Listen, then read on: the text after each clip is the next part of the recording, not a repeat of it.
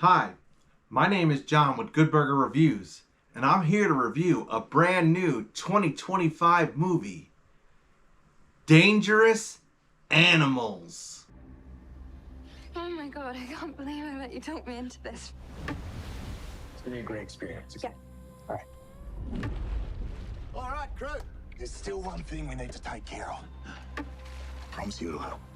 Close your eyes. Take a big, deep inhale. And out. And in. And out. Welcome aboard.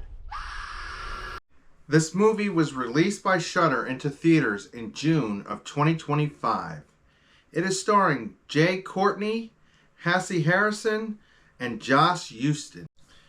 Directed by Sean Byrne, the basic plotline is a shark-obsessed serial killer holds Zephyr, a rebellious surfer, captive on his boat. Racing against time, she must figure out a way to escape before he carries out a ritualistic feeding to the sharks. Okay, well, this one clearly is a blend of two movies that we've seen before. And the blend of movies is Jaws meets Saw. But let me clarify that one a little bit, because it seems as though there's a little bit more Saw and a little bit less Jaws than I had expected. So let's get into this one, because I definitely have some positives and some negatives mixed and all sorts of things that I want to discuss. So with this being the 50th year anniversary to the movie Jaws, it was comforting to know that there was a shark movie being released into the theater the very same month. As I just reviewed Into the Deep, which was a streamer on Hulu of a shark movie, I began to realize that Into the Deep and Dangerous Animals have lots of similar things that I'd like to discuss. Some good, some bad. So the positives. There was definitely sharks, which I love sharks. I've always been a fan of shark movies, even some of the goofy ones. There's a lot of serial killer action as well. So there is our main antagonist, played by Jay, and he is a guy that does like a boat tour on the ocean, and he takes people out to see sharks, except for when you get out to where the sharks are, he ends up feeding you to the sharks. Great premise, right? However, this one definitely subverts expectations, because I was definitely seeing where this was going and then not guessing right. You know, I kept thinking, oh, it's going to happen like this, and then it would kind of subvert the expectations and it would go in a different direction, which I think was a positive. You know, I like it when a good scary movie isn't always as predictable as they can be. On another positive, this one does deliver on the blood and guts. Now, I thought there'd be a little bit more blood and guts from the sharks, because it seems as though the sharks take a backseat to our main antagonist, which is the killer. But between the serial killer and the sharks, there is lots of gore and lots of death. I would say it's gore approved overall. I really liked our main protagonist, Zephyr. She's a surfer girl, and she gets caught up with this serial killer, and she's a fighter. I will tell you that before I get into the spoiler part, but she's definitely a tough cookie and a fighter. One thing that reminded me of Jaws was that there's an unexpected big time jump scare in the movie. And, you know, you don't expect there to be jump scares in Jaws as much, you know, like a haunted ghost story type of jump scare.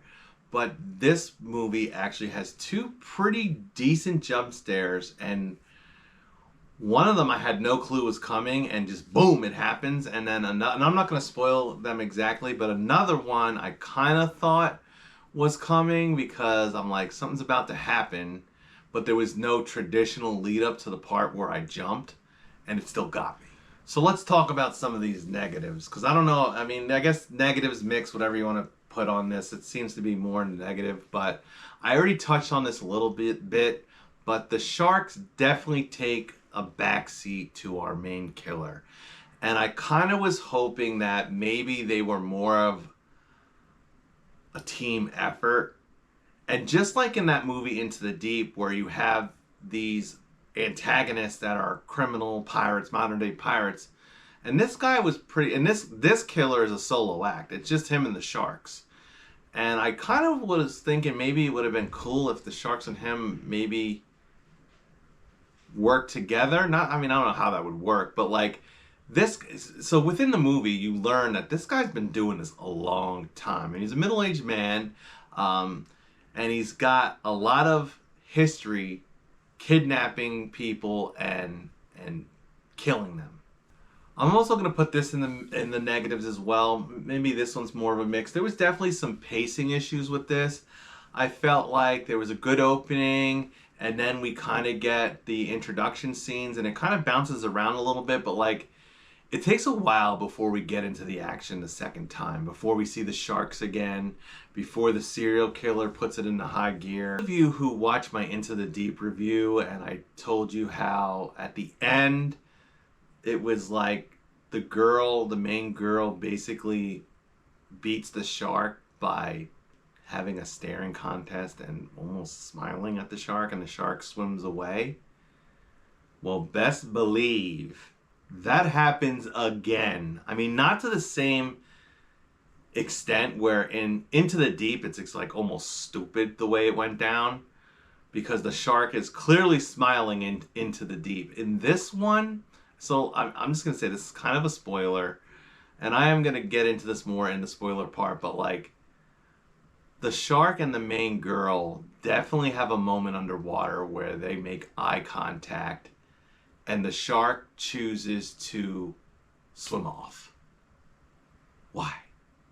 I don't understand why this is going on all of a sudden. It's like all of a sudden we have two shark movies where the sharks, are they picky eaters? Like I was saying to the person I watched the movie with, like, this shark's a picky eater. It didn't get everyone. And like this shark swims away from our antagonist. Another shark in the movie, there's more than one shark, but another shark in the movie clearly could have eaten someone else and like just swims away. And I'm like, what?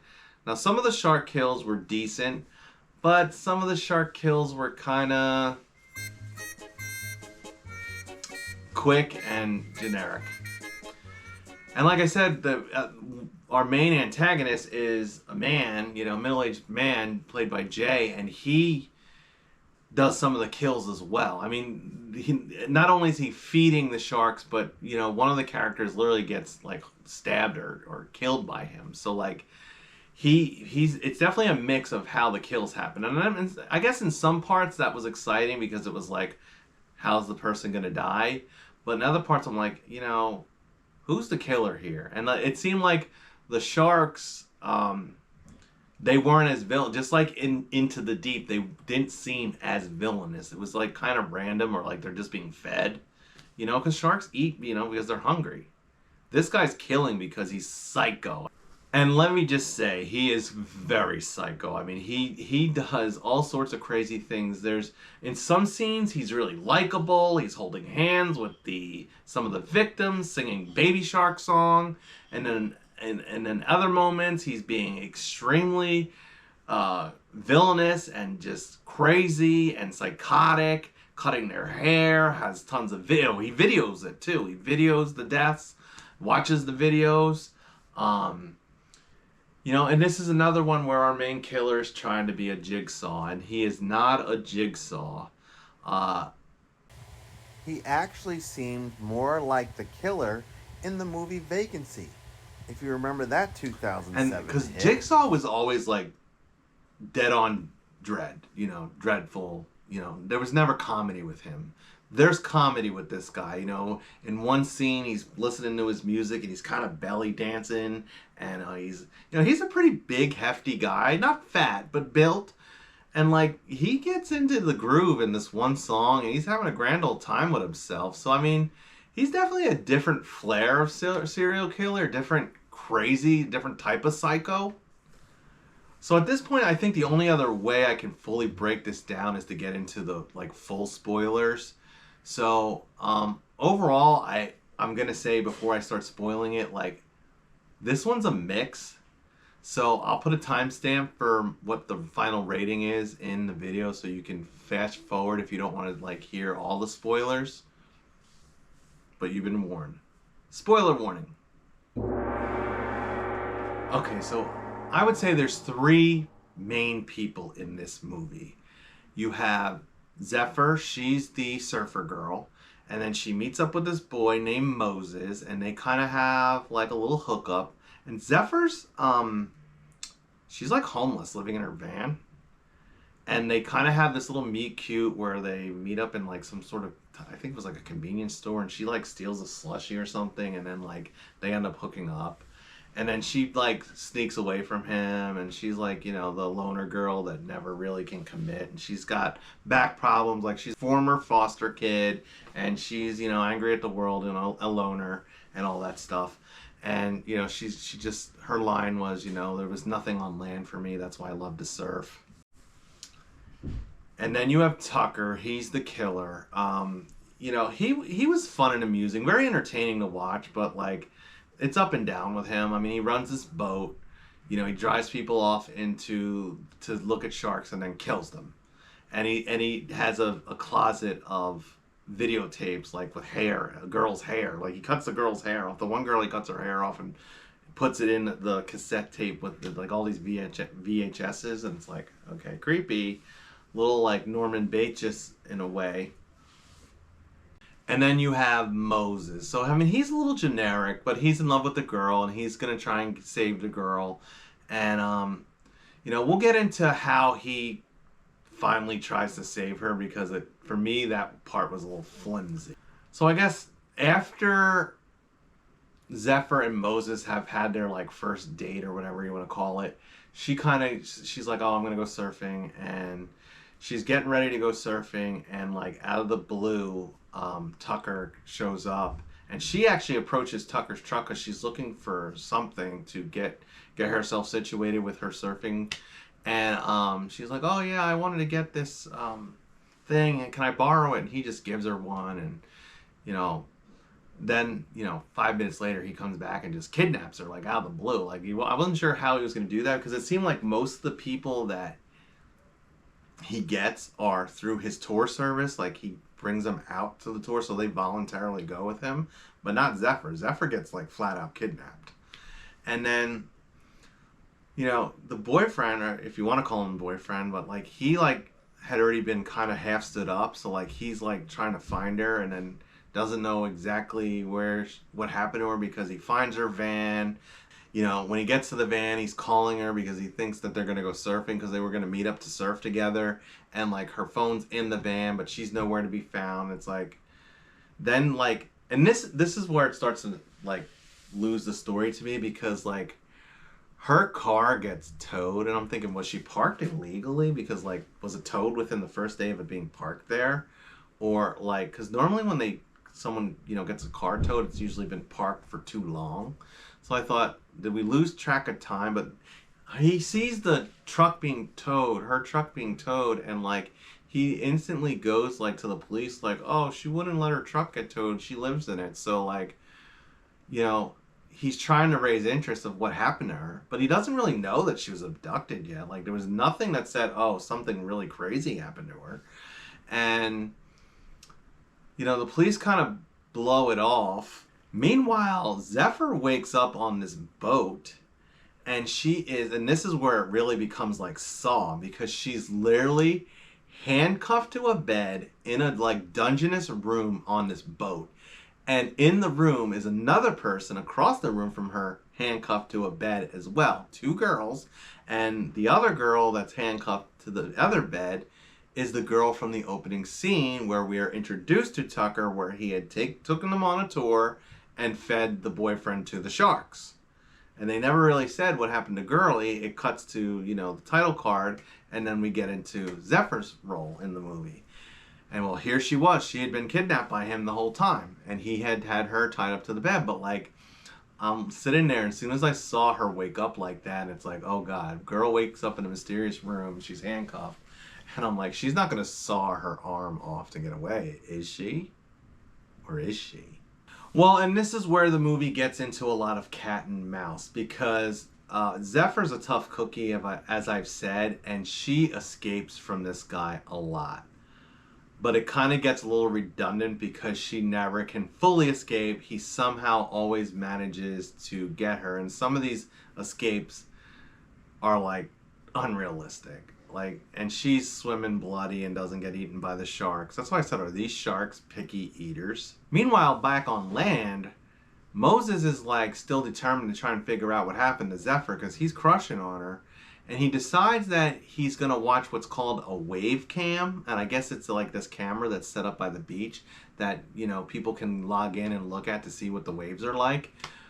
And like the feed on this thing is like ultra long because like he ends up scanning the entire feed to figure out, all right, I see Zephyr's van and there it is, and she drives away. But this is like super flimsy because like he sees her van drive off, and then like some footage goes by, and then the next vehicle that goes by is Tucker's vehicle. So like he just pauses that and like copies down his business and his phone number and then Googles him up, and he's like, oh, a tour guide, and he's just calling him like, oh yeah, let me see if this tour guide that was near her at the time that she was last seen like knows her, maybe bumped into her, or maybe knew what happened to her, not knowing like what he's about to put his foot into by searching this guy up. Because he shows up at the place where the boat docks, and you know, conveniently he had come back to the dock because in all the escaping that Zephyr had done in this little cat and mouse game they had going on, and he's feeding the other girl to the sharks and so forth, she had thrown his camera in the water. So part of his psycho game is filming this whole event. So he comes back to land to get a new camera. He's like, yeah, let me go to Costco and get a camera while, you know, I'll just leave this girl tied up to a bed, Saw style. Which, okay, so it's starting to come undone. So when Moses shows up at the boat, it's like, there's this old guy there that's kind of been in and out of the movie. He's kind of annoying and stupid. He's got this little dog that's always growling at the serial killer. And, it's like he just wanders onto the boat and sees that no one's there at first, and then is like, he's like, and this was again like it's so flimsy, like that he even figured it out through the wave cam to find this guy, and then all he does is he gets on the boat and it's like he faintly hears something and he puts his ear to the floor, and it's like he can hear her because she's taped up and tied down in this basement of this boat. And like, I guess he heard her screaming through the tape, or it's all muffled. And he goes down and like opens the door, and she's like, what? How'd you find me? Basically, it's like, how did you find her, really? And like, of course, in the nick of time, this guy comes back from his Costco camera run, and he's going to, you know, foil the chance. Again, it's still cat and mouse where, you know, she's about to get free, she's about to escape, but no. And now Moses and her are both tied to the beds, and they're back out to sea, getting ready for another feeding frenzy with these sharks. So let's talk about what he does when he does the feeding frenzies with these sharks, when he gets his victims up on the deck of the boat, and it's almost like walking the plank type of moments. Where he gets, basically when he takes them out of the room that they're tied up in, he ties them up on the dock, ties one person up to watch it, and the other person's like on this like crane hanging over, and they're going to be dropped down into the water so the sharks can, you know, eat them. It's a lot going on. I thought he had like several videotapes, like over 30 videotapes of people that he's done this to, and I thought, how come he's not like already a suspect for the amount of people that must have gone missing over the years that he's fed to the sharks? Unless he's always on the move, which it never says that. It's the only thing that makes sense to me, because if he was always at that one spot, I think eventually with the amount of people that he's killed that they would be suspecting him. But that's a side note. So like, she ends up it becomes a Saw, because does she saw her hand off? No. She eats through her thumb to get out of the handcuffs, and I'm like, oh my god, that's totally Saw though. Like, she gets her hand out of this cuff by doing that, and then like she's all bloody and she tries to swim away, and she gets pretty far. Like, and one time she almost gets to a boat, another time she escapes, she gets to like an island, like this tropical island with music and conga lines going, but like he still manages to get her back every time. And then we're just going to get into the climax, because it's really, I think I was really, really enjoying this movie a lot. Like, I'm like, Good Burger could be coming on this one, right? And it's really the end where it starts to really flop for me. I guess it's suspension of disbelief on some of this stuff, because like now finally, I think Jay Tucker, he finally gets tired of her. Like, she's a real fight for him. Like, if I was him, I would have already thrown her in with the sharks already. Just not even dangled her, just fed her right, because she kept getting out, and she ruined his camera. She breaks him a lot. She fights back hard. She's like dangling on this thing and getting fed to the sharks, but somehow he gets like this harpoon that he had, like, falls off the boat, or maybe he gives it. I don't think he gives it to her, but like she like ends up with this harpoon, and she's gonna fight back, climb up the thing, and escape the shark again. And then she gets into the water, and it's like, you think every time, like, that was where this part was it was getting good, because it's like, man, you keep thinking she's gonna get away, and then she just gets in more and more like of a dire situation. Like, she's not gonna make it, right? You're thinking she's not gonna make this. How the hell is she gonna make it through this at this point? But she falls off this crane, and she's already eaten her thumb off. She's bloody as hell, and she's swimming underwater with this shark, and it's just like Into the Deep. The shark smiles at her while the shark swims up. They stare each other off, and the shark swims away. I'm like, why? Why are we doing this? Richard Dreyfuss could be behind this, because he had this whole thing about saving sharks, and sharks aren't so villainous, and we need to save the sharks because they're shark fins. And I thought, the sharks really need to be, in my opinion, equally as villainous as the killer. They're just as supposed to be just as much of a threat. Like, I'm not sure why they're trying to make this shark seem almost a little sympathetic here, because the shark looks at her and just lets her go. And then somehow she manages to get on the boat again, and this Moses guy, I mean, he's already been ripped to shreds by the killer, by Tucker. You know, he's barely breathing, barely alive. He's been dangled in the shark water, and the shark swam away from him at one part. And it's like, she gets back on the boat, and she's kind of like tiptoeing around. She's like, shh. It's almost like the end of I Know What You Did Last Summer, where they're battling on the boat. And it's like, somehow she manages to turn the tables, and Tucker goes into the water, and the shark gets him. And I just thought, I'm glad that it went that way finally. But like, his death was kind of, I felt like it could have been a little grander, a little more tormentous. I mean, this guy caused all this hell, and a shark gets him, and it is the worst death in the movie, and probably the most gruesome. But I just thought, man, he really needed to have a rough, long, painful death. And then Moses is barely alive, and she finally shoots off a flare, and there's a boat off in the distance. The end, I mean, it was a kind of, once he was gone, it was a quick ending. On to business on this one. So at the end of the day, I just mentioned this in Bring Her Back. I said the same thing about Woman in the Yard.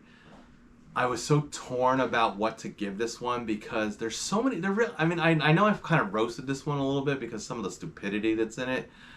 I was really enjoying it though. Like, it's entertaining, right? Like, totally entertaining.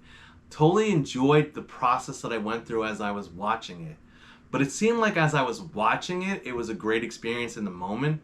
But then as I look back at what happened and the whole picture together, I'm like, oh my God. Like, what? Like, how did that make sense, right? But that's why I'm torn. So it just, you know, when you look back at the whole story and how it totally unravels, it's just, there's a lot of parts that just don't make sense. So at the end of the day, I'm gonna like average the scores like I've done and like I did with Woman in the Yard. I feel like there was Good Burger moments. I'm super liking it, and I love Shark and I love serial killer movies. But then there was just parts that were stupid and dumb and made me giggle for the wrong reasons. And I'm giving it a basic burger. It's a basic burger. So take it for you want. I mean, it's definitely interesting. And I'll tell you one thing I did really like about it. Music. I'm going to be downloading a lot of those songs. Some 80s remakes in there. Some old songs. Some Creedence Clearwater Revival song made really prominent in this movie. So music's good. Sharks, backseat. Main killer overall decent but weird. I like our protagonist. I'll give her, she's one tough cookie.